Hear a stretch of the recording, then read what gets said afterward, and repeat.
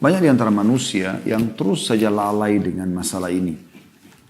Mereka coba, tanda kutip ya, membodohi diri sendiri atau membohongi diri sendiri dengan fenomena yang ada di sekitarnya.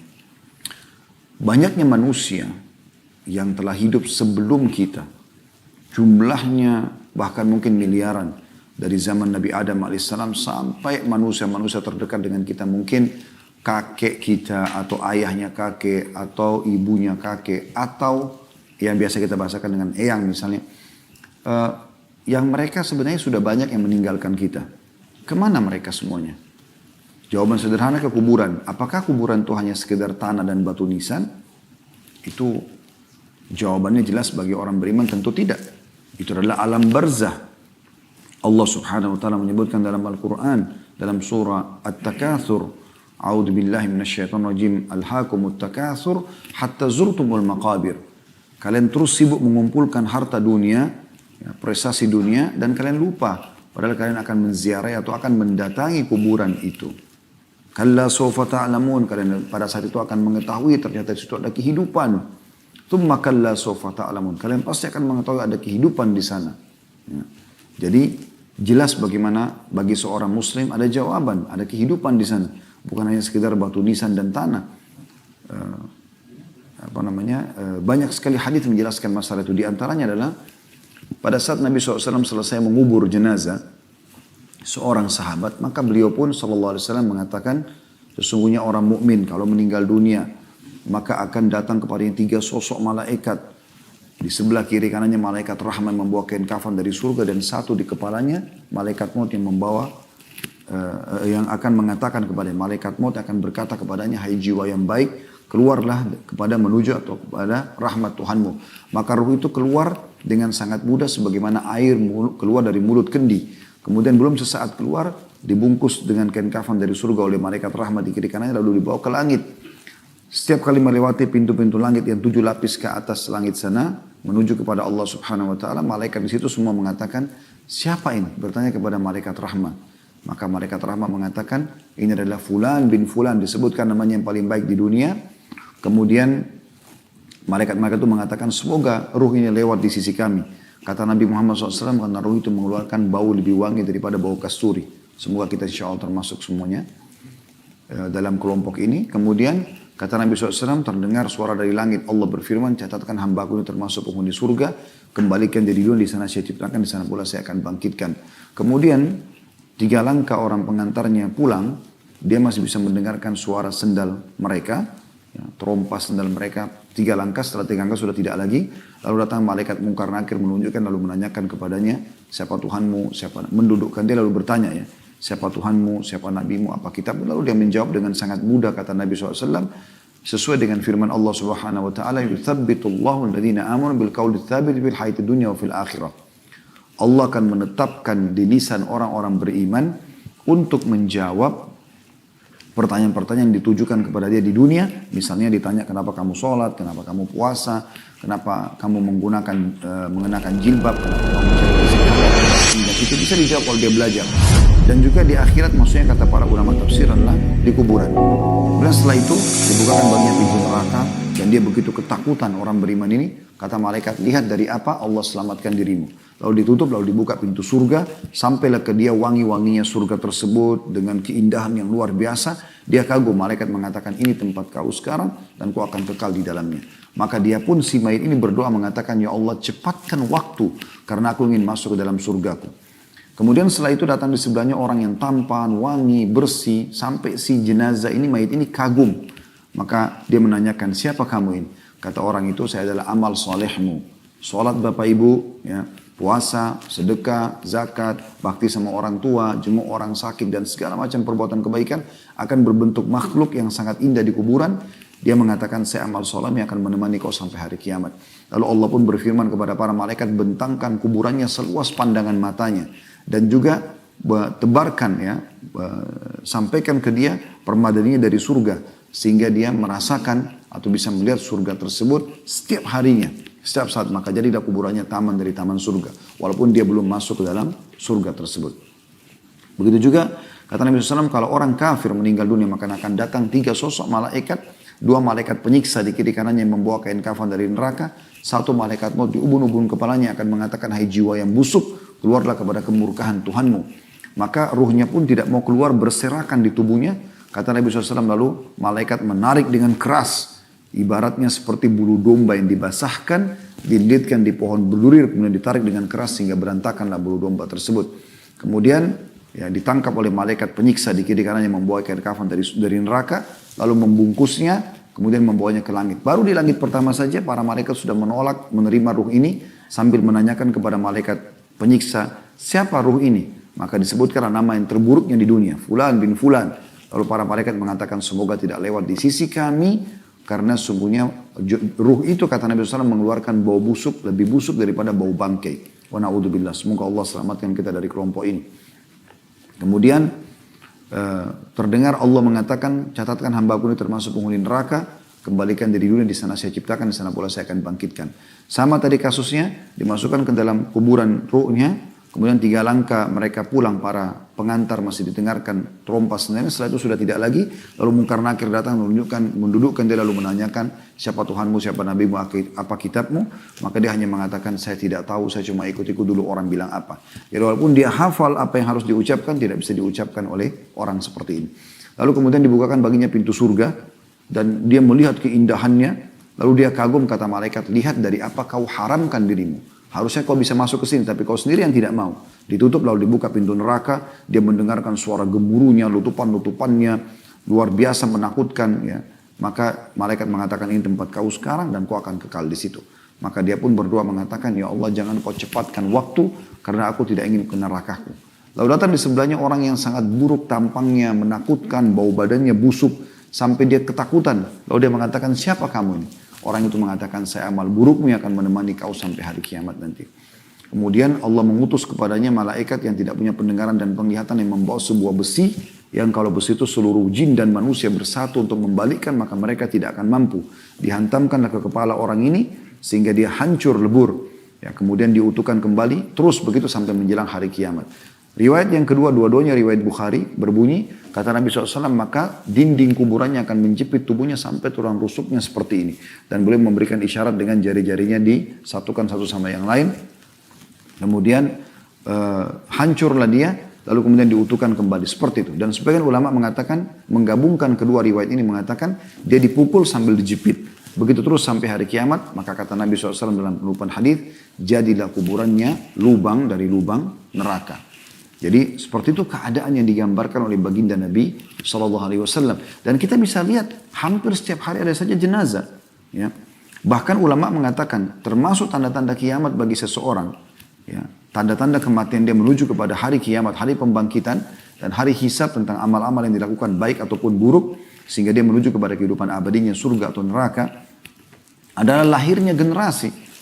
Adanya generasi yang ada sekarang, anak-anak kita yang sudah lahir, ya, ataupun orang yang tidak punya anak tapi dia melihat ada generasi-generasi yang kecil sudah mulai tumbuh besar, dari mulai bayi, mulai anak menjadi anak-anak, kemudian remaja, dan mereka memasuki tahap-tahap yang sudah kita lalui seperti misalnya jenjang pendidikan, pernikahan, mulai masuk ke bisnis dan segala macam. Ini tanda-tanda kematian dan tanda-tanda kiamat seseorang. Ya. Karena dengan itu berarti sudah ada generasi yang akan menggantikan dia sebagaimana kita telah menggantikan generasi sebelum kita. Dulu kita juga melalui masa yang seperti itu dan orang tua kita menyaksikan kita. Pada saat masih bayi, anak-anak, dan begitu kita dewasa, maka kita menggantikan posisi mereka. Mereka sekarang sudah pulang ya, kepada Allah Subhanahu Wa Taala. Ini sebuah fakta yang sering didustakan oleh sebagian orang. Dia sengaja membodohkan dirinya seakan-akan itu tidak akan terjadi. Padahal semua itu terjadi. Bahkan makna daripada tafsir firman Allah Subhanahu Wa Taala, وَقَدْ جَاءَكُمُ النَّذِيرُ, dan telah datang kepada kalian peringatan-peringatan, kata sebagian ulama, kata Imam Qurtubi dalam buku beliau At-Tadhkirah, adalah munculnya uban di kepala. Tanda-tanda kematian. Dan kematian artinya tanda-tanda kiamat. Karena dia akan menuju kepada hari kebangkitannya. Begitu juga ada yang mengatakan penyakit demam. Siapa yang antara kita tidak mengalami demam? Begitu seseorang sudah mulai ditimpa demam walaupun dia masih kecil, sudah tanda-tanda kematian, tanda-tanda kiamatnya. Begitu juga ada yang mengatakan lahirnya generasi. Ya. Dan sekian banyak pendapat ulama tentang masalah ini. Ada seseorang di kota Madinah dulu teman-teman sekalian. Pada saat dia sudah menginjak umur di atas 40 tahun, maka dia pun tiba-tiba membuat dirinya seakan-akan gila teman-teman sekalian. Padahal dia seorang pengusaha yang sukses segala macam. Kemudian dia datang ke Masjid Nabawi dan tidak mau pulang ke rumahnya. Setiap kerabatnya datang, dia buat dirinya seakan-akan gila. Padahal sebenarnya tidak gila. Dan dia sudah meninggalkan usaha-usaha dia yang berjalan. Berjalan sekian waktu, kurang lebih berjalan 20 tahun dia melakukan perbuatan tersebut. Sampai datang seseorang, penuntut ilmu dari wilayah Irak, datang ke kota Madinah, kemudian ingin sholat di Masjid Nabawi, bertemu dengan para ulama dulu di majelis mereka di sana. Kemudian dia lihat orang ini, dengan hikmah Allah SWT dia lihat orang ini. Ini kisah dinukil oleh Imam Qurtubi dalam kitab At-Tadhkirah beliau. Tentang masalah peringatan kematian dari mati sampai surga dan neraka. Semua dibahas panjang lebar dan itu ada bahasan kita di file playlist YouTube. Insya Allah sudah ada kitab Tadhkirah. Teman-teman sekalian, orang ini kemudian salaman, kenalan dengan orang di masjid. Sampai tiba ke orang ini, lalu orang ini membuat dirinya seakan-akan gila, nggak ngerti apa yang diucapkan gitu kalau ditegur.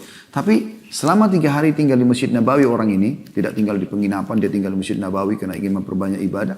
Dia curiga dengan orang ini. Kenapa pada saat orang-orang semua keluar dari masjid, orang ini kelihatan normal. Dia bersihin masjid, dia sholat dengan khusyuk, dia berdoa, dia baca Quran, ibadah aja kerjanya. Setelah 3 hari, dia pamit sama sebagian orang yang sudah dikenal di situ, dari para ulama, dari orang-orang yang soleh sholat di situ. Dia datang terakhir ke orang ini, lalu dia mengatakan, saya mau pamit pergi. Dan perlu Anda tahu, saya tahu Anda tidak gila, kata orang ini, yang pendatang ini. Saya tahu Anda tidak gila. Dan saya memperhatikan semua sikap Anda selama 3 hari ini. Termasuk rupanya kalau malam, orang ini sering datang ke Baqi. Di waktu malam orang semua sudah tidur, kuburan di sebelah masjid Nabi SAW, kuburan para sahabat, kemudian dia selalu menangis, mengucapkan salam sambil mengatakan, ya Allah kapan kau waktunya, gitu kan? Ampunilah dosa-dosaku. Dia memohon kepada Allah SWT dengan ini tidak mungkin orang gila. Maka dia mengatakan, Anda bukan orang gila. Dan saya tahu, saya memantau kegiatan Anda selama 3 hari ini. Karena tidak ada orang lain, maka orang itu pun mengatakan, dari mana kau tahu? Dia bilang, saya tahu. Orang gila tidak akan seperti Anda. Membersihkan masjid dengan bersih, Anda mengaji dengan benar, Anda berzikir, semuanya sholat on time, selalu di saf pertama, Anda kalau malam ke Baqi, dan saya dengar doa-doa Anda. Maka orang itu pun mengatakan, benar. Lalu anak muda ini bertanya, tolong sampaikan kepada saya, kenapa Anda lakukan ini? Dia bilang, sekitar 20 tahun yang lalu, saya melihat di jenggot saya ada tumbuh rambut atau jenggot yang berwarna putih. Waktu saya sedang bercermin, maka pada saat itu tiba-tiba saya berpikir, kalau ini adalah peringatan dari Allah Subhanahu wa taala, sampai kapan saya akan sibuk dengan dunia ini? Maka dia pun mengatakan, saya ambil inisiatif agar saya tidak terganggu, toh juga ahli waris saya sudah bisa jalankan usaha-usaha saya ingin fokus ibadah di Masjid Nabawi sampai ajal saya datang. Maka dia bilang, saya pun melakukan perbuatan seperti ini. Jadi subhanallah, ada orang-orang yang sadar dan engah, maka mereka tahu akan hari kembali kepada Allah itu teman-teman. Jadi jangan selalu bodohin diri kita. Kita tertipu dengan badan yang sehat, kulit yang masih kencang, ya banyaknya proyek-proyek yang bisa kita dapatkan, apalah segala macam makanan yang melimpah. Dan kita lupa ternyata kita akan kembali kepada Allah SWT. Kita boleh nikmatin dunia. Karena Allah SWT memerintahkan dalam surah Al-Qasas, surah nomor 28 ayat 77, A'udzu billahi minasyaitonir rajim, wa bataghi fima ataqallahu daral akhirah wa la tansa nasibaka minad dunya wa ahsin kama ahsanallahu ilaik. Yang artinya, kejarlah apa yang Allah janjikan di akhirat sana, salat, puasa, zakat, semua ibadah-ibadah kerjakan tujuannya untuk akhirat. Dan jangan lupa bagianmu dari dunia. Kita boleh pakai mobil yang bagus, kita punya rumah yang bagus, kita punya pakaian yang bagus, makanan yang sehat, kita berolahraga. Kita boleh nikmatin pemandangan yang indah yang tidak ada unsur haramnya, tapi bukan menjadi tujuan utama. Dia hanya sekedar untuk lebih menambah ya, keimanan kita kepada Allah SWT. Kita punya rumah untuk kita bersyukur, kita punya mobil untuk kita bersyukur. Karena kata Nabi SAW, Inna Allah yuhibbun yara athara ni'ami ala abdi. Allah suka melihat bekas nikmatnya pada hambanya. Tapi jangan sampai kita tidak kenal yang namanya haram dalam pendapatan tersebut. Kita jadikan sebagai target utama. Orang-orang beriman subhanallah apapun yang luput dari dunia ini tidak penting bagi mereka. Bahkan bagi mereka lebih mahal mereka ketinggalan sholat subuh ya, daripada dunia dan seluruh isinya. Lebih mahal mereka ketinggalan 2 rakaat sholat duha, 2 rakaat sholat malam daripada mereka ketinggalan dunia dan seluruh isinya. Bagi mereka dunia itu sangat kecil.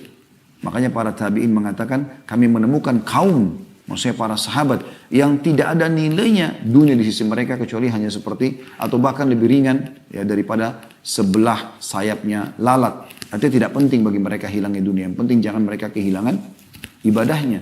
Karena mereka sangat memahami sabda Nabi SAW. Rak'atai fajr khairu minad dunya wa ma fiha. 2 rakaat sunnatul fajr lebih baik daripada dunia dan seluruh isinya. Kurang dari 3 menit kita sholat 2 rakaat sebelum sholat subuh. Al-Fatih dengan Al-Kafirun, dengan Al-Fatih dengan Al-Ikhlas di rakaat pertama dan rakaat kedua, itu lebih baik daripada dunia dan seluruh isinya. Bagi orang beriman, justru akhirat adalah target utamanya. Dunia tidak boleh ditinggalkan, tapi bukan menjadi target utama. Ini perlu difahami teman-teman sekalian. Kita harus tahu ada hari kembali. Bagaimana Allah subhanahu wa ta'ala memerintahkan kita membaca surah Al-Fatihah di setiap sholat. Di sholat wajib kita bisa baca 17 kali, belum sholat sunnahnya. Bisa puluhan kali kita membaca surah Al-Fatihah. Apa salah satu potongan ayatnya? Maliki yaumiddin. Tuhan Raja pemilik hari pembalasan. Ada dijelaskan masalah hal tersebut. Dalam surah Al-Baqarah, surah Al-Imran, surah An-Nisa, surah Al-Ma'idah, surah Al-An'am. Surah-surah berurutan semua umumnya banyak disinggung tentang masalah hari kiamat. Ya. Surah Al-A'raf tentang sebuah tempat yang orang belum jelas statusnya apakah ke surga atau neraka, nanti akhirnya mereka akan ke surga juga karena ya amal mereka masih berimbang antara baik sama buruk. Kemudian juga banyak Allah sebutkan dalam surah At-Taubah, surah Yunus, surah Hud, Yusuf, Ar-Ra'd. Banyak surah-surah ini menjelaskan tentang masalah hari kiamat. Nanti akan kita lebih fokus membaca beberapa ayat insyaAllah dalam surah Al-Hajj untuk membuktikan bagaimana Allah memastikan kiamat itu memang benar-benar akan terjadi. Namun ada surah-surah yang jelas Allah pakai namanya sebagai hari kiamat. Contoh misalnya Allah subhanahu wa ta'ala sebutkan di dalam surah Al-Qiyamah. Ya. Allah subhanahu wa ta'ala menamakan memang surah Al-Qiyamah. Dan itu Bapak Ibu bisa baca dalam Al-Quran. Ya. Tepatnya surah Al-Qiyamah itu berada di surah nomor 75. Allah SWT sebutkan memang surah Al-Qiyamah. Begitu juga Allah Subhanahu wa taala menyebutkan surah At-Takwir, ya, surah nomor 81. Masalah langit akan digulung nanti pada hari kiamat, ya. Kemudian bagaimana surah juga dijelaskan dalam surah Al-Ghashiyah, surah nomor 88. Al-Ghashiyah artinya hari pembalasan. Bagaimana juga Allah subhanahu wa ta'ala sebutkan dalam surah Al-Zalzalah, surah nomor 99, tentang guncangan yang sangat besar yang akan terjadi nanti pada hari kiamat nanti. Kemudian juga Allah sebutkan di surah nomor 101, surah Al-Qari'ah, tentang hari kebangkitan, hari kiamat. Ini juga Allah subhanahu wa ta'ala sebutkan tentang masalah hari kiamat tersebut. Jadi ada memang surah-surah yang Allah subhanahu wa ta'ala sebutkan tentang kepastian kiamat itu akan terjadi. Tapi saya akan coba fokus teman-teman, saya berharap teman-teman bisa membuka ya aplikasi Al-Qur'annya. Kita akan coba baca surah Al-Hajj. Karena dalam surah ini ya, di ayat-ayat pertamanya bagaimana Allah Subhanahu wa taala memastikan kalau kiamat itu akan terjadi ya. Kita akan coba insyaallah baca dan buka teman-teman sekalian surah Al-Hajj. Saya akan bacakan, teman-teman bisa baca atau bisa ikutin paling tidak. Kita lihat bagaimana Allah subhanahu wa ta'ala menggambarkan tentang hari kiamat itu. A'udzu billahi minasyaitonir rajim. Ini surahnya, surah nomor 22, ada 78 ayat. Tapi saya akan baca sekitar 8 atau 9 ayat pertama saja yang berhubungan dengan kiamat ini secara langsung. Ayat pertamanya Allah subhanahu wa ta'ala langsung mengingatkan dengan sangat tegas. A'udzu billahi minasyaitonir rajim. Bismillahirrahmanirrahim. Ya ayuhan nasu taqu rabbakum. Inna zalzalatas sa'ati syai'un azim. Hai sekalian manusia. Di sini kalau Allah panggil hai manusia, mau orang beriman atau orang kafir, semua diingatkan oleh Allah SWT. Beda kalau Allah mengatakan ya ayyuhalladzina aman, hai orang beriman, khusus orang beriman yang dipanggil. Di sini Allah mengatakan ya ayyuhan nas, hai sekalian manusia, semuanya harus menyadari masalah ini. Bertakwalah kepada Tuhanmu. Makna bertakwa, patulah yang diperintahkan kerjakan, yang halal nikmati, yang dilarang tinggalkan. Sesungguhnya kegoncangan hari kiamat itu adalah suatu kejadian yang sangat besar. Dalam kurung dahsyat. Sangat besar. Maknanya jangan tunggu itu terjadi, baru kamu menyesal. Sudah terlalu banyak bukti-bukti kalau kiamat bisa terjadi. Di antara bukti-bukti sekarang teman-teman, di hari-hari sekarang ini, bukankah banyak fenomena terjadi, fenomena alam. Di Indonesia sendiri terjadi. Banjir, gempa, longsor. Artinya dalam seketika Allah subhanahu wa ta'ala kalau ingin hancurkan muka bumi dan terjadi kiamat, begitu mudahnya. Bagaimana kita mau pungkiri tentang kiamat yang akan terjadi goncangan-goncangan dahsyat. Sementara Allah bisa lihatkan depan mata kita. Dan ulama mengatakan terjadinya fenomena alam seperti ini Itu Allah ingin tunjukkan kemahabesarannya kalau kiamat pasti akan terjadi. Ya. Lalu Allah ceritakan bagaimana keadaan pada saat terjadi kiamat itu di ayat 2-nya. Yauma tarawunaha tazhalu kullu murdi'atin amma arda'at wa tada'u kullu dhati hamlin hamlaha wa taran nasa sukara wa ma hum bisukara walakinna 'adzaballahi syadid. Ingatlah, makna ingat, pelajarilah. Pada hari ketika kamu melihat kegoncangan itu. Jadi pelajari sebelum kamu hadapi nanti, karena itu berat. Pelajari dengan cara seperti ini, contoh kita pelajari misalnya. Lalainya semua manusia yang menyusui anaknya dari anak yang disusuinya. Pada hari itu nanti, kalau ada perempuan menyusui, dia akan lempar anaknya. Dia tidak mau lagi memegang anaknya, saking dahsyatnya keadaan pada saat itu. Dan kita tahu, mungkin ibu-ibu lebih tahu daripada kami tentunya, dan bagaimana kalau sedang menyusui anak dan anak lagi lapar. Mungkin walaupun akan diserang oleh musuh, ibu itu tidak akan mencabut anaknya. Karena sayangnya luar biasa. Tapi di hari kiamat, dia akan lepaskan ya, anak susuannya tersebut. Dan gugurlah kandungan segala wanita yang hamil. Kalau ada yang hamil, tiba-tiba keguguran. Karena dahsyatnya pada saat itu. Dan kamu lihat manusia dalam keadaan mabuk. Padahal sebenarnya mereka tidak mabuk. Akan tetapi semua itu sebabnya adalah azab Allah sangat keras. Depan mata mereka neraka dengan gemuruh suaranya yang sangat besar. Dan juga ya, mereka melihat bagaimana manusia dibangkitkan seluruhnya tanpa terkecuali. Dari awal Nabi Adam AS sampai manusia terakhir, bahkan jin, hewan-hewan semuanya akan dibangkitkan oleh Allah subhanahu wa ta'ala. Ayat 3-nya kata Allah, wa minan nasi man yujadilu fillahi bighairi ilmi wa yattabi kulla syaitanin marid. Dia sayangnya di antara manusia ada orang-orang yang membantah tentang Allah tanpa ilmu pengetahuan. Gak ada kiamat itu. Apa itu surga neraka? Membantah tanpa ilmu dan mengikuti setiap syaitan yang jahat yang membuat dia supaya mungkiri masalah kiamat itu. Ayat 4-nya, kutiba alaihi annahu man tawallahu fa annahu yudhilluhu wa yahdihi ila adzabis sa'ir. Dan telah ditetapkan terhadap syaitan tersebut yang membisikkan manusia agar jauh dari syariat Allah, agar lalai dengan akhirat. Bahwasanya ditetapkan syaitan itu, barang siapa yang berkawan dengan dia, mendengarkan bisikannya, maka dia akan menyesatkannya dan membawanya ke azab neraka. Lalu Allah terangkan dalam ayat yang panjang, ayat 5-nya. Tentang masalah kepastian kiamat terjadi. Ya ayyuhan nasu in kuntum fi raibin minal ba'thi fa inna khalaqnakum min turabin thumma min nutfatin thumma min alaqah thumma min alaqatin thumma min mudghatin mukhallaqatin wa ghairi mukhallaqatin linubayyina lakum wa nukhirru fil arhami ma nasha'u ila ajalin musamman thumma nukhrijukum tifla ثم نخرجكم طفلا ثم لتبلغوا أشدكم ومنكم من يتوفى ومنكم من يرد إلى أرذل العمر لكي لا يعلم من بعد علم شيئا وترى الأرض هامدة فإذا أنزلنا عليها الماء اهتزت وربت وأنبتت من كل زوج بهيج.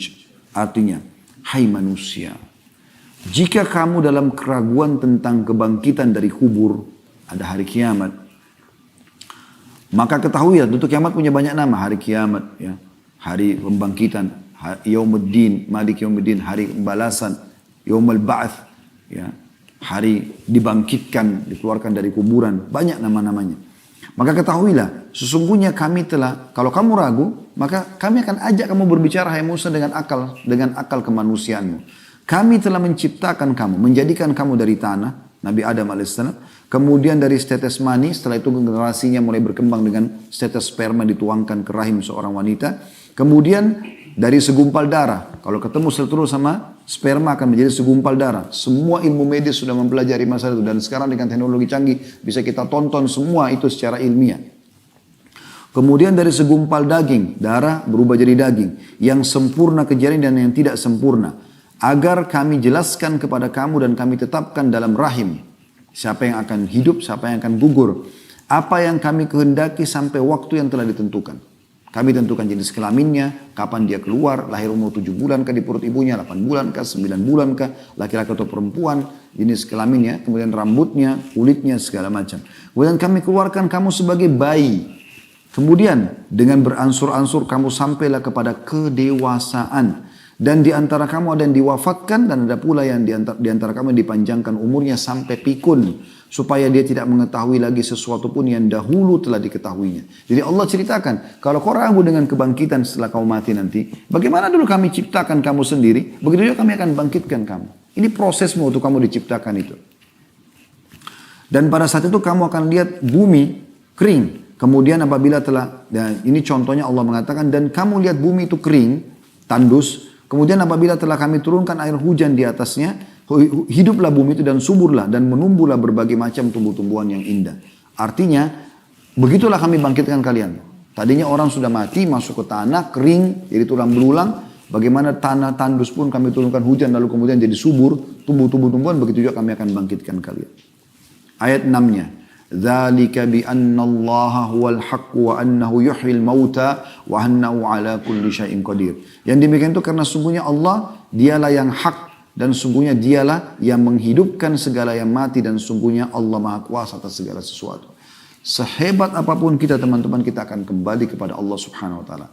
Hebat dari sisi ibadah, dekatkan diri kepada Allah, atau memang hebat dalam kemaksiatannya, semua akan kembali kepada Allah Subhanahu wa taala. Dalam ayat yang dikatakan wa ilaihi turja'un, kepadanya kalian akan dikembalikan.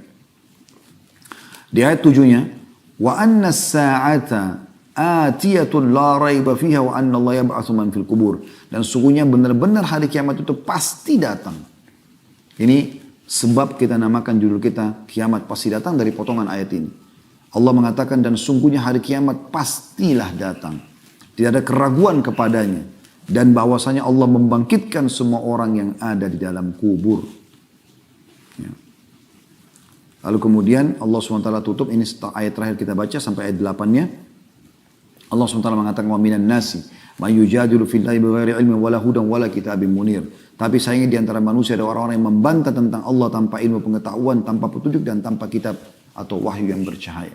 Jadi mereka membantah tentang masalah kiamat ini dengan tanpa ilmu sama sekali. La haula wa la quwata illa billah. Baik teman-teman sekalian, kita juga coba baca lengkap insyaAllah surah Zalzalah. Ini saya pilih karena teman-teman mungkin umumnya menghafalnya, sering dipakai dalam sholat. Bagaimana Allah SWT gambarkan surah Zalzalah ayat 1 sampai ayat 8-nya ya. A'udzu billahi minasyaitonir rajim. Idza zulzilatil ardu zilzalaha. Apabila bumi digoncangkan dengan goncangan yang dahsyat ya, pada hari kiamat itu. Wa akhrajatil ardu athqalaha. Bumi mengeluarkan semua beban-beban berat yang dikandungnya. Semua gunung-gunung tercabut, semua yang berat, yang ada bobot sehingga membuat bumi itu bisa stabil diangkat oleh Allah SWT ya. Wa qala al-insanu ma laha. Pada saat itu manusia mulai berkata, ada apa dengan bumi ini?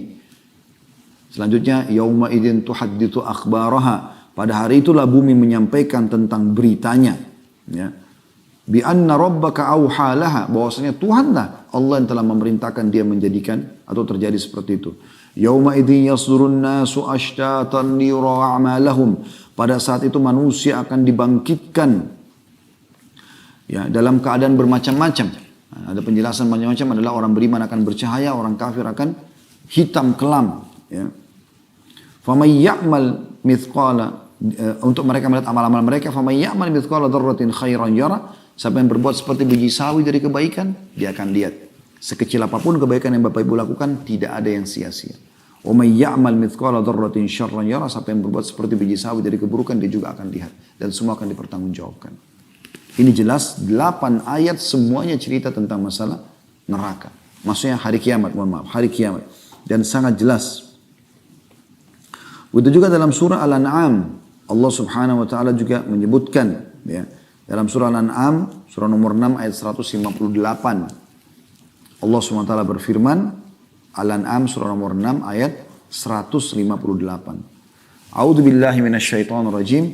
Hal yanzuruna illa an ta'tiyahumul malaikatu aw ya'tiya rabbuk aw ya'tiya rabbuka aw ya'tiya ba'du ayati rabbik yauma ya'ti ba'du ayati rabbika la yanfa'u nafsan imanuha lam takun amanat min qablu aw kasabat fi imaniha khaira. Al-ayat. Apa yang mereka tunggu-tunggu?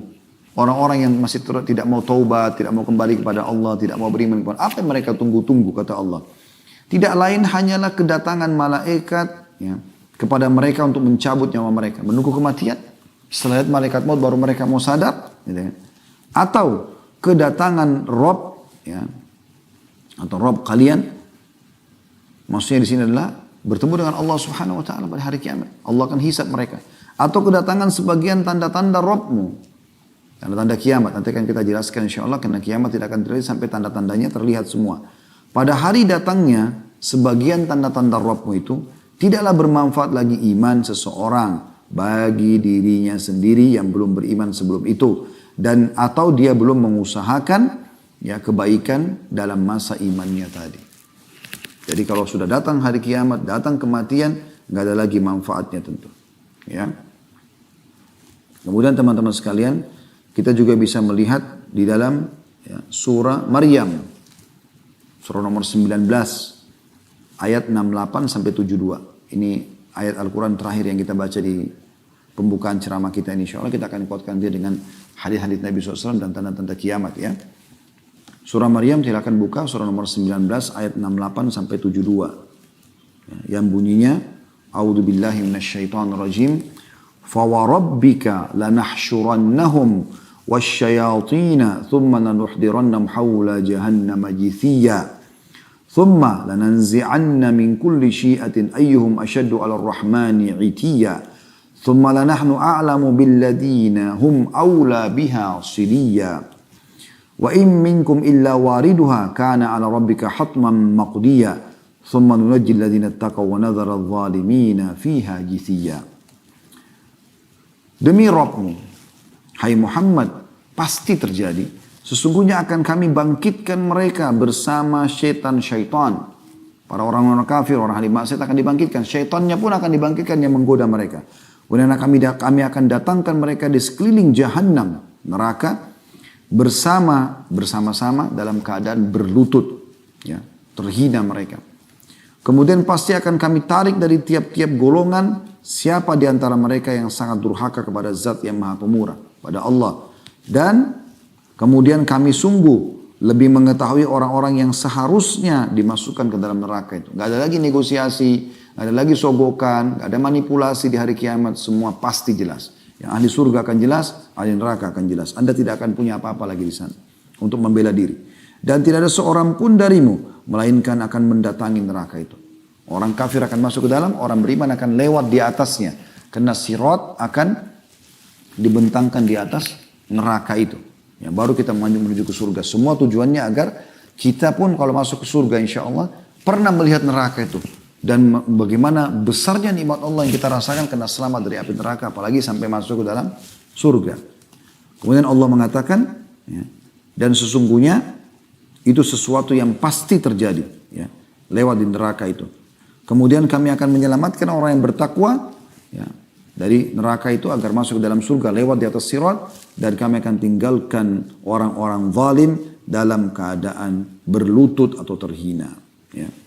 Jadi ini jelas sekali bagaimana Allah SWT menggambarkan masalah itu. Beruntunglah teman-teman sekalian kalau kita engah mengambil dan memahaminya. Apalagi ini masuk dalam salah satu dari 6 rukun iman kita. Selain iman kepada Allah, iman kepada malaikat, iman kepada kitab kita, para rasul-rasul, hari kiamat. Dan juga ya, qadha atau takdir baik dan takdir buruk. Beriman kepada hari kiamat ini manfaatnya banyak sekali teman-teman sekalian. Di antaranya adalah beriman kepada Allah, mendapatkan pahala, menyempurnakan iman karena rukun iman. Yang kedua, dia akan menenteramkan hati seseorang di dunia ini. Ya, tidak ada orang yang tertimpa musibah, lalu dia ingat akan terjadi kiamat. Misalnya dia ditipu orang, dia kena penyakit kronis. Tapi kalau dia ingat akhirat, ternyata di sana ada kehidupan abadi. Karena orang dibangkitkan nanti hari kiamat, nggak ada lagi teman-teman orang tua, anak-anak, nggak ada lagi. Dia dibangkitkan dalam kondisi semuanya dewasa. Kata Nabi SAW, seluruh orang dibangkitkan pada hari kiamat dengan gambar poster Adam. Ya, 60 siku ke langit, semuanya ahli surga, ahli neraka. Tapi ahli neraka pada saat dimasukkan nanti ada yang lebih membesar tubuhnya untuk menambah siksaan bagi mereka. Ya, teman-teman bisa ikutin di kajian kita di sore hari sebentar hari Senin. Dan beberapa kajian sebelumnya tentang masalah neraka. Sudah kita bahas panjang lebar masalah itu ya. Tapi ahli surga mereka akan setinggi Nabi Adam alaihissalam, tidak bertambah ya, dari itu. Dan umur mereka 33 tahun. Gak lebih sehari, gak kurang sehari. Sampai dalam hadis yang lain kata Nabi SAW, tidak ada orang yang meninggal. Bayi ataupun sudah sangat tua. Bayi mungkin baru 2-3 hari umurnya meninggal. Atau orang sudah sangat tua 100 tahun, 150 tahun, 200 tahun umurnya meninggal dunia. Kecuali akan dibangkitkan 33 tahun. Jadi tidak ada lagi anak-anak, tidak ada bayi, tidak ada orang dewasa. Dan tidak ada juga lagi, kata Nabi SAW, orang kalau masuk ke dalam surga. Tidak ada lagi sakit. Ya.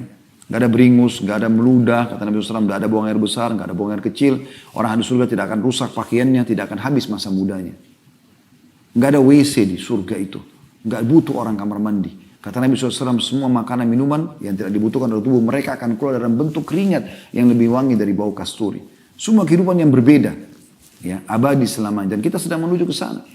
Allah Subhanahu Wa Taala menciptakan kedua orang tua kita yang mulia, Adam dan Hawa alaihi wassalatu wassalam, itu untuk di surga. Kemudian mereka diturunkan untuk bertugas di dunia, kemudian kembali lagi ke surga. Kita ini adalah anak-anak surga, harusnya kita kembali ke surga. Tapi Allah SWT berikan syarat, harus patuh kepada Allah. Siapa yang membangkang selama di dunia, yang Allah berikan umur yang terbatas, maka dia akan masuk ke neraka, dan Allah sudah gambarkan neraka. Apa kata Nabi Muhammad SAW dalam hadis sahih? Tidak ada sesuatu yang kalian butuhkan untuk masuk ke dalam surga dan selamat dari neraka kecuali sudah dijelaskan kepada kalian.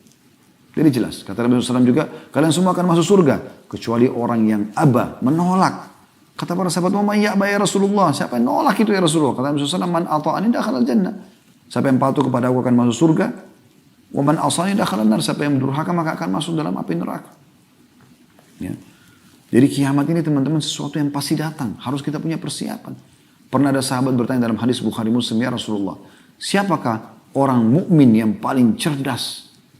Kata Nabi SAW, orang yang paling banyak mengingat kematian akhirat dan punya persiapan yang cukup untuk itu. Itu orang mukmin yang paling cerdas. Ya. Jadi orang yang luar biasa adalah orang yang punya tahu itu. Tetap di dunia dia berpakai pakaian yang bagus, dia punya kendaraan yang bagus, dia cari rezeki yang halal, rumah yang bagus, dia biaya keluarganya maksimal. Tapi dia tidak, semua itu dibawa untuk menuju ke akhirat sana. Bagaimana para salafus salih, mereka pada saat bersedekah, lalu kemudian mereka dibawa sedekahnya itu oleh orang-orang miskin. Mereka tersenyum gembira sambil berkata kepada orang di sekitarnya, "Lihatlah orang-orang ini membawa amal-amal kami, ketimbangan amal kami pada hari kiamat tanpa diupah sedikit pun." Mungkin sebagian orang yang masih berpikiran kapitalis, bukan berpikiran Islam, dia akan berpikir kalau dia keluarkan sesuatu dia berikan pada orang, sebenarnya dia telah memberikan keuntungan pada orang tersebut. Sebenarnya tidak. Karena orang itu cuma menghabiskan untuk urusan dunia. Beri makanan, pakaian, selesai. Tapi nilai itu bagi kita yang bersedekah tidak akan hilang. Kita akan temukan. Bahkan dilipat gandakan menjadi 10 kali lipat dan kelipatan-kelipatan yang banyak. Tergantung daripada kadar keikhlasan seseorang. Jadi orang beriman tahu. Beriman tentang akhirat ini akan membawa orang lebih tenang melalui dunia. Semua masalah akan jadi kecil. Semua juga nikmat akan kita limpahkan dan kita habiskan sebagai tanda syukur kepada Allah yang juga akan kita harapkan membawa ke akhirat sana. Kemudian teman-teman sekalian, kiamat ini sudah terlalu banyak tanda-tandanya dan memang Nabi SAW menjelaskan akan terjadi tanda-tanda. Ulama membagi ada tanda-tanda kecil, ada tanda-tanda besar. Tanda-tanda kecil ada yang sudah terjadi, ada yang sedang terjadi, ada yang belum terjadi. Tanda-tanda kiamat besar belum terjadi semuanya. Ya. Tapi ini semua teman-teman akan pasti terjadi sebelum terjadinya kiamat yang besar. Ya. Tanda-tanda kiamat kecil yang sudah terjadi adalah sabda Nabi SAW, hitunglah kiamat itu termasuk lahirnya aku, diutusnya aku, dan meninggalnya aku. Tiga-tiga sudah terjadi. Nabi SAW sudah lahir, sudah diutus, dan sudah meninggal dunia. Kemudian beliau sebutkan juga termasuk tersebarnya taun amwas. Ya. Virus taun. Yang ini terjadi di zaman Umar bin Khattab radhiyallahu anhu yang banyak sahabat juga terbunuh dengan virus ini, gitu kan? Dibebaskannya Palestina di zaman Umar bin Khattab juga terjadi. Ya. Ini semua sudah terjadi tanda-tanda kiamat ini. Jadi cukup banyak yang sudah terjadi. Bahkan Nabi SAW menjelaskan ya kalau kaum muslimin akan membuka wilayah Hira dan memang sudah berhasil juga ya dibebaskannya. Islam akan membebaskan Konstantinia atau Konstantinopel, Turki, Istanbul ya. Itu juga sudah terjadi di tahun 1439 Masehi di zaman Sultan Muhammad Murad Al-Fatih rahimahumullah. Sudah terjadi gitu. Jadi banyak yang sudah terjadi. Ya. Tentu ada juga yang lain saya tidak jelaskan semuanya karena cukup panjang bahasan. Tidak mungkin dalam sejam. Anda bisa kembali ke kajian kami tentang hari kiamat cukup banyak. Di antaranya bedah buku Minhajul Muslim ya. Di bab tentang beriman kepada hari kemudian. Kemudian ada juga yang sedang terjadi. Seperti misalnya sabda Nabi SAW. Tidak akan terjadi kiamat sampai zina itu menyebar. Ya. Kemudian juga dalam riwayat lain dan juga khamr serta diganti namanya dengan nama yang lain. Bukankah Anda lihat sekarang dilegalkan? Ya, diskotik, bar, karaoke dengan lampu-lampu yang terang, mendapatkan izin, mereka bebas melakukan semua itu. Nah, itu sudah dilegalkan. Zaman dulu tuh sangat aib besar kalau ada terjadi perzinahan. Orang mungkin menyembunyikan diri. Sekarang orang sudah benar terang-terangan. Bukankah film-film sudah banyak disebarluaskan di medsos. Semuanya orang bisa melihat aurat orang lain. Bisa menonton zina dan segala macam. Bahkan mendukung dan segala macam. Bahkan bisa investasi ikut-ikutan di situ. Itu kan sudah merajalela. Khamar digantikan namanya. Sekarang kan digabung khamar yang bersaudara sama zina. Pasti dia paket biasanya. Setelah mabuk, zina. Atau zina dengan mabuk. Ini dua hal yang sulit dipisahkan, seperti kembar gitu ya. Dan dosa ini rata-rata ya, seperti bersaudara, memanggil satu sama yang lain. Kalau sudah melakukan ini akan terjadi, ini akan terjadi, ini. Terus begitu. Tapi dua hal ini selalu ada. Anda lihat relevansinya, diskotik, ada khamar, ada wanita yang menawarkan jasa untuk zina. Karaoke, pasti ada wanitanya gitu kan, yang menawarkan begini. Tempat-tempat bar dan segala macam ini sama. Maka ini kayak satu paket teman-teman sekalian. Dan ini sudah disebutkan oleh Nabi SAW. Diubah sekarang menjadi julukan atau judul hiburan. Jadi bukan lagi dikatakan perzinahan. Hiburan. Sehingga akhirnya tidak masalah orang pakai jilbab pun untuk masuk di sana. Ya, laki-laki yang soleh pun masuk di sana dan segala macam hal. Allah musta'an. Ini termasuk tanda-tanda kiamat yang sudah nyata. Tanda-tanda hari kiamat juga kata Nabi SAW. Ya. Bahwasanya banyaknya laki-laki menyerupai perempuan, perempuan menyerupai laki-laki. Bukankah di zaman kita seperti itu? Bahkan di zaman kita ini, ya semoga Allah selamatkan kita, di beberapa negara dilegalkan pernikahan sesama jenis. Di Indonesia pun pada mau ikut-ikutan. Ya diangkat LGBT dan segala macam, diangkat itu sebuah kebebasan publik. Padahal melawan fitrah. Allah sudah hancurkan kaum Lut karena mereka homoseksual. Dan juga dalam masalah lesbian kata Nabi SAW, ya lesbian, praktek lesbian di antara wanita adalah zina di antara mereka. Tidak bisa. Ya. Kalau zina antara laki-laki sama perempuan dosa besar, ya itu hukumnya kalau belum nikah kepergok, dicambuk 100 kali, diasingkan setahun. Kalau sudah nikah dirajam, dilempar sampai mati. Tapi kalau orang homoseksual ini beda hukumannya.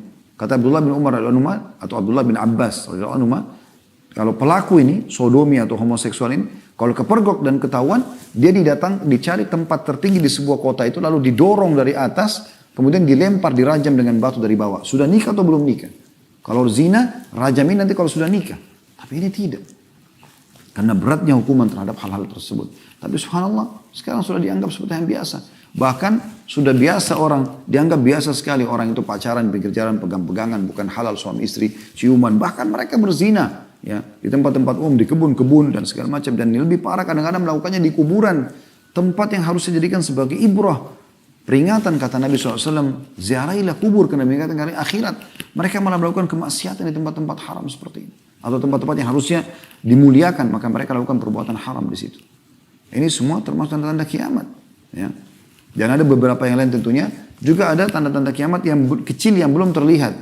Seperti kata Nabi SAW, tidak akan terjadi kiamat sampai kalian melihat dari sungai Furat keluar gunung emas. Walaupun sudah ada tanda-tanda yang terlihat di sebagian informasi yang ada di zaman kita sekarang.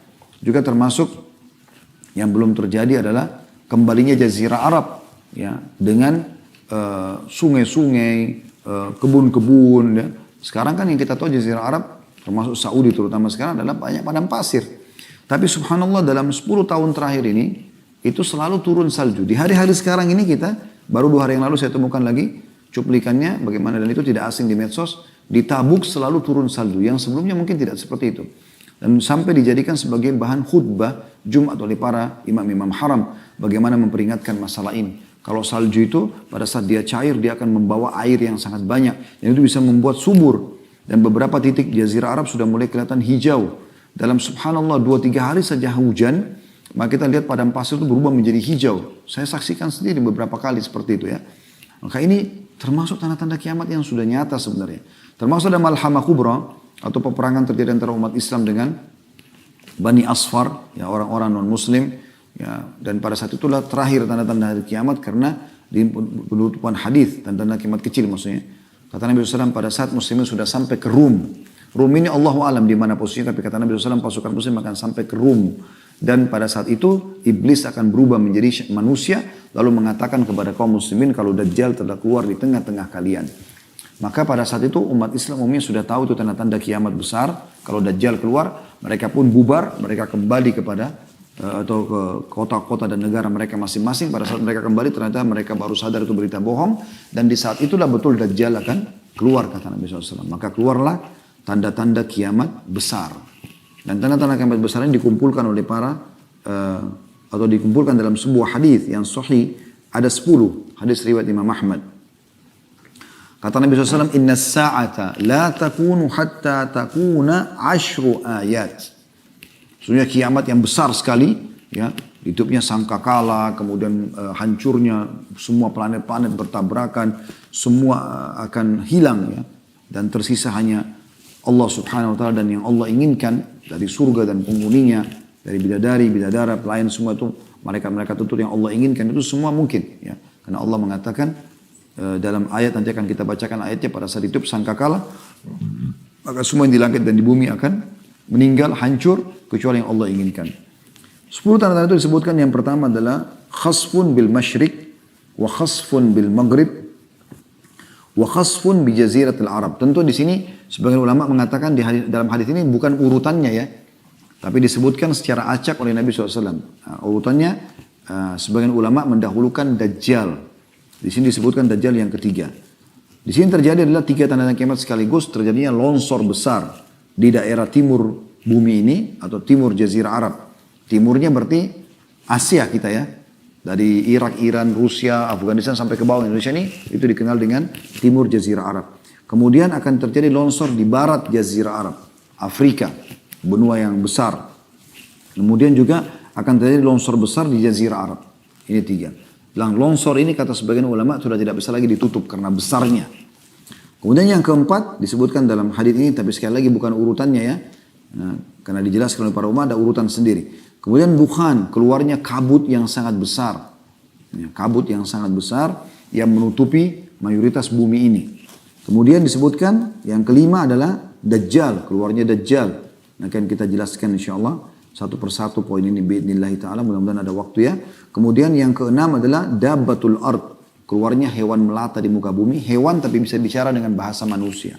Nanti juga akan kita jelaskan insyaallah. Kemudian yang ketujuh adalah Ya'juj dan Ma'juj, keluarnya Ya'juj dan Ma'juj, ya. Ini adalah 2 suku dari anak Adam yang diceritakan dalam surah Al-Kahfi, dan Anda dianjurkan baca setiap malam Jumat atau hari Jumat surah Al-Kahfi dan mengenang kisah mereka.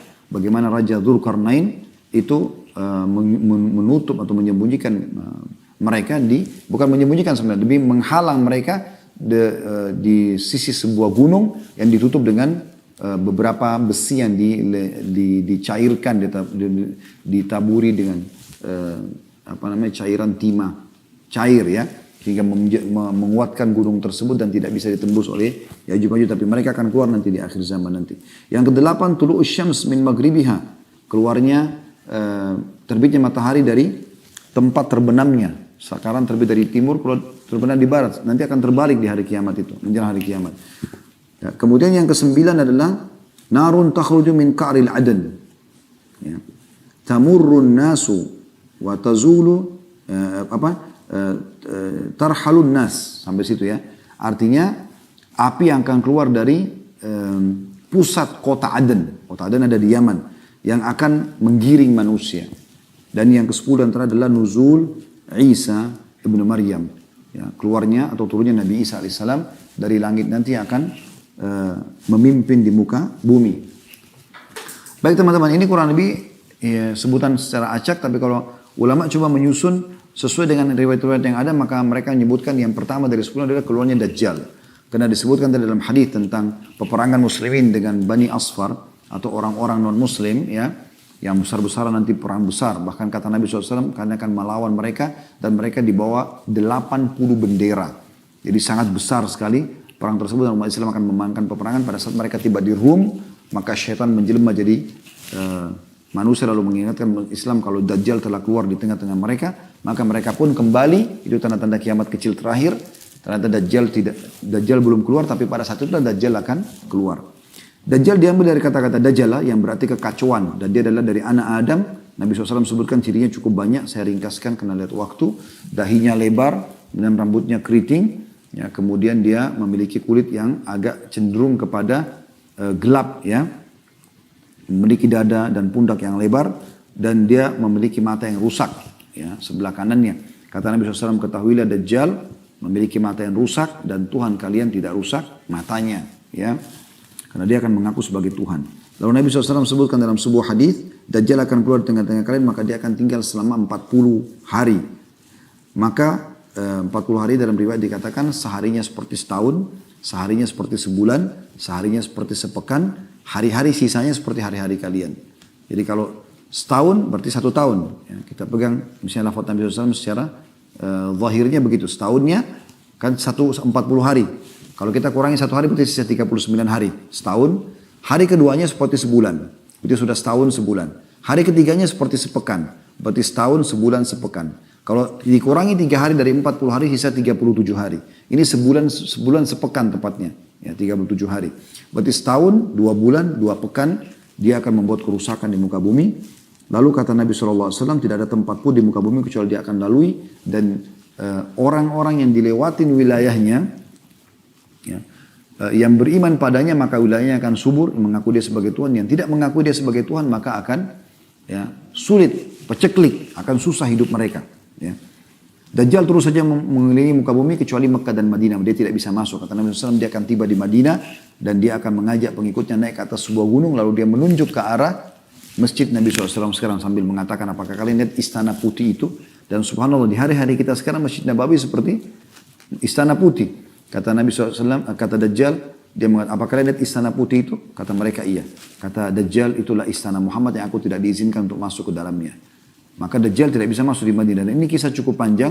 Intinya, dia menyentakkan kakinya di sekitar kota Madinah, lalu terjadi gempa, keluarlah semua orang munafik dari kota Madinah menjadi pengikutnya. Sampai nanti akhirnya setelah selesai semua, tertinggal orang beriman, keluar seorang anak muda dari Madinah, lalu Dajjal menangkapnya, sambil mengatakan, aku adalah Tuhanmu. Maka anak muda itu mengatakan, kau adalah Dajjal. Karena Nabi SAW mengatakan semua orang mukmin akan bisa membaca di dahinya tertulis kafara atau kufur. Dan tahu kalau ini adalah Dajjal. Maka Nabi itu mengatakan kau adalah Dajjal yang Nabi SAW sudah sampaikan kepada kami. Maka Dajjal mengambil gergaji kata Nabi SAW lalu meletakkan di tengah-tengah kepalanya lalu membelah 2 badan orang itu sampai kemaluannya. Kemudian ya, dia melewati tengah-tengahnya sambil mengatakan hiduplah. Maka bergabung kembali badan anak muda tersebut. Semua pengikutnya bersorak-sorak. Lalu kata Nabi SAW, dia bertanya lagi, apakah kau sudah akui aku sebagai Tuhanmu? Dia tanya anak muda itu. Anak muda itu mengatakan, aku tidak bertambah kecuali keimanan kalau kau adalah Dajjal. Maka setelah itu kata Nabi SAW, Dajjal coba membunuhnya, tidak mampu atau tidak bisa lagi membunuhnya. Tapi ada beberapa wilayah yang dia lewatin dan dia berhasil. Dia berhasil. Di antaranya adalah, ya, dia lewat dalam satu riwayat sahih dikatakan, dia lewatin sebuah wilayah lalu dia datangi pemimpin wilayah tersebut. Entah presiden, raja, kepala suku, intinya wilayah itu dilewatin. Lalu dia mengatakan kepada pemimpin wilayah itu, saya adalah Tuhanmu. Orang itu mengatakan, kau manusia biasa seperti saya, dari mana buktinya? Dia mengatakan, bagaimana kalau saya hidupkan kedua orang tuamu? Kata pemimpin wilayah itu, oke, kalau kau hidupkan maka saya akui kau sebagai Tuhan.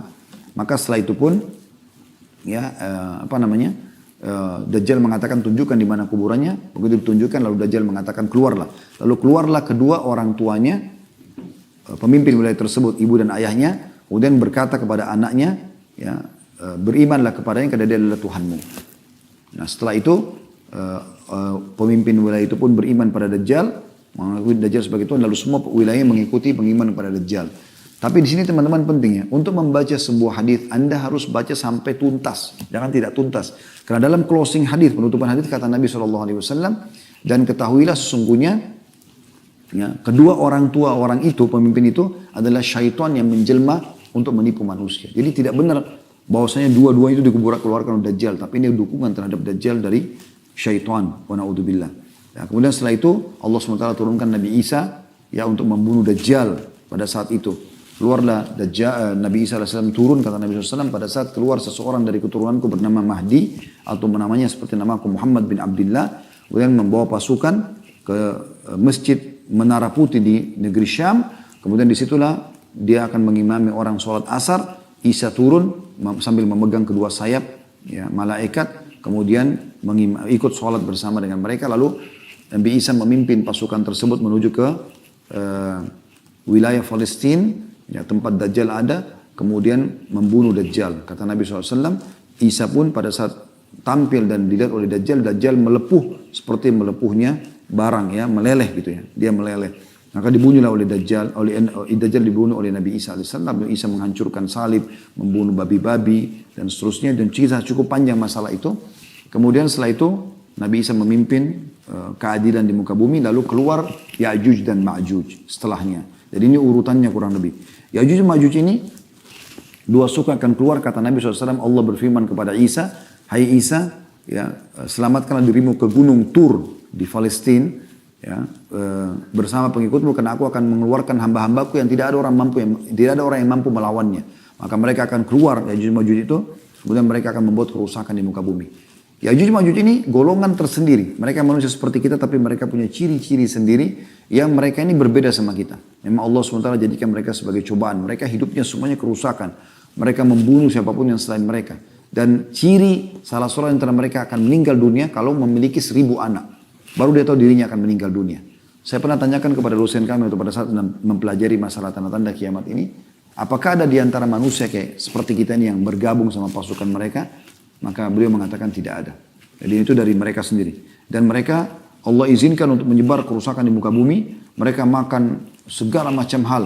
Dan mereka saking besarnya fitnahnya, melempar anak panah mereka ke langit dan jatuh anak panah tersebut dengan ada darahnya. Allah menguji mereka. Maka mereka mengatakan, qatalna man fil ardi wa qatalna man fis sama. Kami telah membunuh semua yang di bumi dan kami telah membunuh yang di langit. Setelah itu Allah SWT mematikan mereka dengan satu kali, sekalian semua mati. Allah SWT keluarkan di leher mereka bagian belakang seekor binatang kecil yang membuat mereka mati seketika semuanya. Lalu Allah pun menurunkan hujan setelah itu membersihkan bumi dari mereka dengan mengutus juga burung-burung yang mencengkram jasad-jasad Ya'juj Ma'juj lalu lempar di lautan. Seperti itu kurang lebih.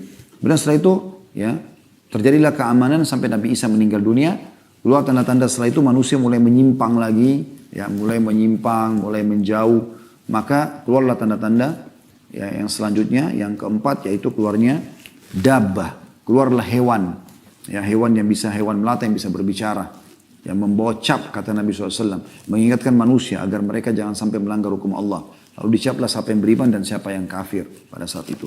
Kemudian setelah itu keluarlah kabut. Ya, yang mengumuni muka bumi ini. Itu yang kelima. Kemudian yang keenam, 7, 8. Terjadi longsor besar. Gitu ya. Di 3 tempat, Jazirah Arab tadi di timurnya dan di baratnya. Kemudian yang kesembilan, keluarnya api dari wilayah Aden. Dan sekarang ini di kota Aden sendiri di Yaman itu sudah ada tanda-tanda ada beberapa titik wilayah yang memang sulit sekali orang hidup di atasnya karena panas sekali. Ditemukan ada api yang sangat besar, apakah itu gunung berapi atau sejenisnya. Yang jelas itu kuasa Allah SWT, tanda kiamat. Yang terakhir adalah terbitnya matahari dari barat ya. Dan ini pada saat itu kata Nabi SAW, Allah akan menerima taubat hambanya selama belum terbit matahari dari barat. Ini tanda-tanda kiamat yang kurang lebih disebutkan yang terakhir teman-teman sekalian. Baik, saya ingin sebenarnya kalau bahas masalah kiamat ini sangat panjang lebar, tapi saya ingin titik beratkan teman-teman sekalian 2 buah hadis yang lain atau 3 buah hadis tentang Nabi SAW. Kemudian coba kita closing dengan sedikit peringatan masalah keimanan apa yang harus kita lakukan teman-teman sekalian. Hadis Nabi SAW yang pertama adalah kata Nabi SAW, ayuhan nas, innakum mahsyuruna ila rabbikum hufatan uratan gurla. Wahai sekalian manusia, sesungguhnya kalian pasti akan dibangkitkan menuju Tuhan kalian, dihimpunkan di padang mahsyar, sebuah lapangan yang luas, semuanya hanya butiran pasir putih, nggak ada lagi bangunan, nggak ada gunung, nggak ada lautan, ya. Di hadapan Rabb kalian dalam keadaan telanjang kaki, telanjang badan dan tidak bersunat, dibangkitkan dari kuburan.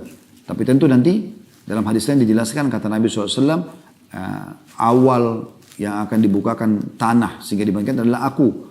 Ya, kemudian awal yang diberikan pakaian adalah Ibrahim alaihissalam. Jadi nanti orang-orang akan diberikan pakaian orang beriman dengan pakaian-pakaian yang bercahaya, orang-orang kafir dengan pakaian yang dari terra yang panas, api, dan terlihatlah perbedaan antara kedua kelompok ini tentunya. Ya.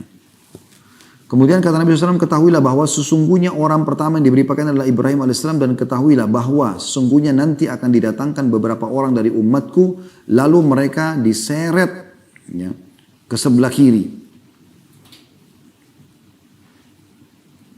Ala wa inna awwal al-khalqi yuksa Ibrahim AS. Ala wa innahu sayuja'u birijal min ummati fayu'khadu bihim dhatat shimal. Fa'akulu, maka aku pun berkata, ya Rabbi, ashabi, wahai Tuhanku, itulah sahabat-sahabatku, aku sempat melihat mereka sempat beriman di masa aku hidup. Fayaqulu innaka la tadri ma ahdathu ba'dak. Maka dikatakan kepada Nabi SAW, sesungguhnya tidak, ya, engkau tidak tahu apa yang mereka lakukan setelah engkau meninggal dunia. Jadi menandakan Nabi SAW juga tidak tahu apa yang terjadi dengan umatnya, kecuali yang diinformasikan kepada beliau. Yang dimaksud juga di sini adalah mereka murtad, adalah orang-orang yang sempat masuk Islam di akhir-akhir hidup Nabi SAW, dalam kondisi mereka hanya karena ketakutan dengan Islam, bukan karena keimanannya. Maka mereka banyak yang murtad setelah Nabi SAW meninggal. Ini diantara hadisnya tentunya yang menyebutkan bahwasanya kita akan dibangkitkan pada hari kiamat. Kemudian saya ingin sampaikan teman-teman sekalian, saya tidak jadi sampaikan 3-4 hadis karena melihat waktu ya. Tapi kita coba sampaikan apa yang harus kita lakukan sebenarnya teman-teman sekalian. Setelah kita mengetahui walaupun hanya beberapa saat tentang kiamat, dari ayat-ayat Al-Quran, dari hadis-hadis Nabi SAW, sebagai orang muslim kita harus menyadari masalah ini. Dan juga tadi sudah kita jelaskan bagaimana manfaat mengimani tentang hari kiamat. Maka kita harus menjadi orang yang sadar dan engah. Perhatikan sabda Nabi SAW, La tazulu kadama abdin yawmal qiyamah hatta yus'alu an arba'ah. Tidak akan beranjak kaki seorang hamba pada hari kiamat sampai ditanya tentang 4. An umuri fima afnah. Tentang umurnya di mana dia habiskan. Umur ini berarti waktu. Waktumu di mana kau habiskan. Bermanfaat enggak? Dari manfaat ke manfaat yang lain. Minimal mubah. Minimal. Kalau ada yang kita sudah buang dalam hal kemaksiatan, segera taubat kepada Allah SWT. Mumpung masih diberi waktu. Bapak Ibu yang ikuti acara ini, saya pun termasuk diantaranya, ya. Dan teman-teman tim TUM juga yang mengurus. Kita ini sedang diberikan bonus oleh Allah hari ini. Satu hari ini adalah hari yang sangat mahal. Esok hari kita tidak tahu. Semoga kita panjang umur, tapi kita tidak tahu teman-teman sekalian.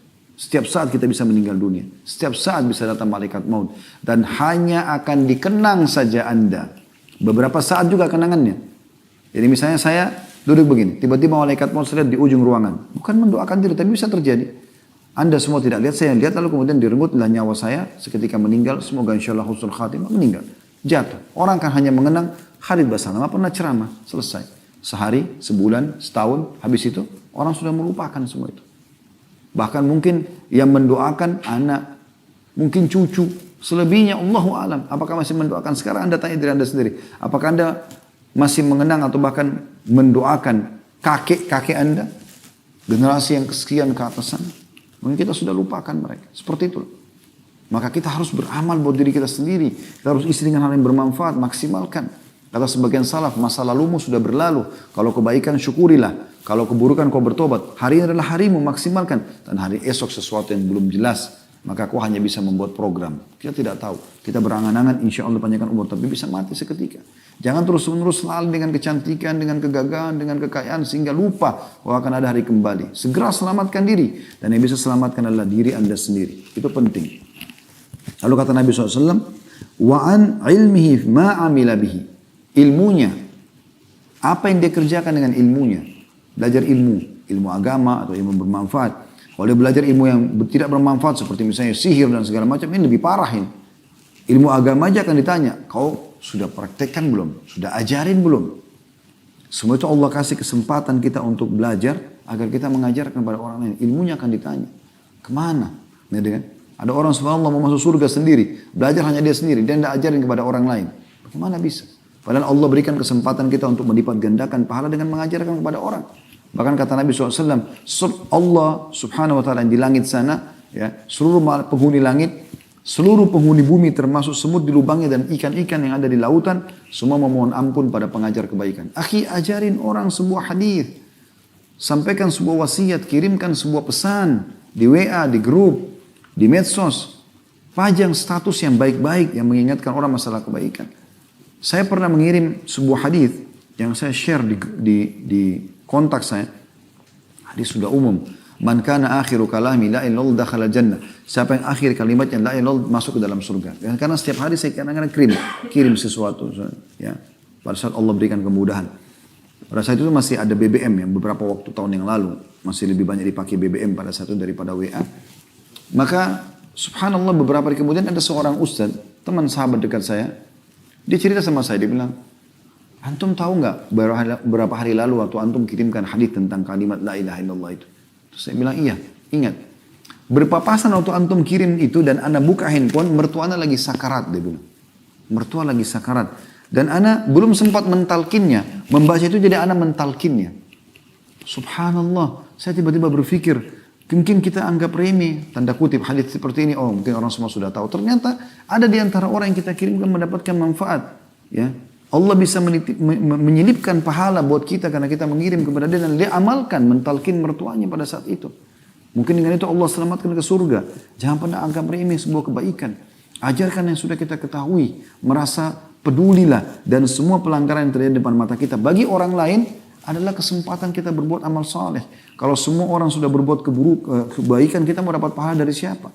Justru pelanggaran orang lain kesempatan kita perbaikin untuk kita mendapatkan pahala dari mereka. Ya ibu-ibu melihat orang teman-temannya belum pakai jilbab, dakwahi mereka, jangan diam. Belum punya ilmunya, baca. Google sekarang di handphone kita, handphone sudah seperti perpustakaan berjalan. Tinggal Anda baca, tinggal ketik, ya, keutamaan menutup aurat atau ancaman membuka aurat misalnya. Anda bisa pelajari semua itu. Ya. Ini hal yang luar biasa yang harus kita lakukan. Dakwahi orang-orang yang belum faham masalah sholat dan yang lainnya. Kemudian dikatakan yang ketiga, wa an malihi min aina iktasabu wa fima anfaqa. Dan hartanya dari mana dia datangkan dan kemana dia keluarkan. Gitu. Khusus harta kata ulama dua hal. Sumbernya dari mana, dikeluarkan kemana. Ini penting untuk digarisbawahi. Karena kita semua umumnya mencari rezeki dari Allah, di jalan Allah Subhanahu Wa Taala. Maka kita perlu pelajari teman-teman. Manusia ada 4 golongan dalam masalah harta. Ada orang yang orang ini, ya, dia terbaik, dia memiliki sumber yang halal dan dia keluarkan pada yang halal. Sumber halal ke tempat yang halal. Jadi sudah halal, dia biayai keluarganya, dia sedekah, dia bangun masjid, rumah anak yatim, kegiatan sosial. Ini orang yang terbaik dalam harta. Ini yang kata Nabi SAW, nikma malus saleh fi yadi abdis saleh. Sebaik-baik harta yang saleh, yang halal, di tangan orang yang saleh. Kemudian yang kedua adalah orang yang sumbernya halal, tapi dikeluarkan pada yang haram. Udah gajinya halal, tapi dipakai berzina, dipakai karaoke, dipakai segala macam. Ini jadi tidak baik. Dapat pahala dari sumbernya tapi berdosa dengan pengeluarannya. Juga akan ditanya oleh Allah SWT. Yang ketiga terbalik. Sumbernya tidak baik, haram. Korupsi, manipulasi, segala macam. Dikeluarkan pada yang halal. Diumrahkan orang, bangun masjid. Tapi dari uang haram. Ini tidak bisa. Ini menambah dosa buat dia. Tidak akan bermanfaat. Ya. Karena kata Nabi SAW, Inna Allah tayyibun la iqbalu illa tayyibah. Allah suci bersih, tidak terima kecuali yang suci dan bersih. Yang terakhir yang paling buruk adalah sumbernya haram, dikeluarkan pada yang haram. Sudah hasil manipulasi, hasil korupsi dan segala macam, dipakai lagi berzina dan segala macam. Narkotika dan seterusnya. Ini orang yang paling buruk. Maka hati-hati teman-teman, Allah akan tanyakan semuanya. Makanya harus sumbernya halal, keluar pada yang haram. Yang halal juga. Banyak harta nggak ada masalah. Malah itu bagian daripada hal yang baik. Ya. Kita bisa membangun masjid, rumah anak yatim, kita bisa membiayai dai, kita bisa menyebarkan Quran. Dengan harta kita banyak bisa meraih surga. Ya. Kata Allah SWT, Inna Allah ishtara minal mu'mina amwalahum wa anfusahum bi anna lahumul jannah. Allah memberi dari orang mukmin jiwa dan harta mereka dibalas dengan surga. Yang terakhir, wa an jasadihi fi ma ablah. Dan tentang jasad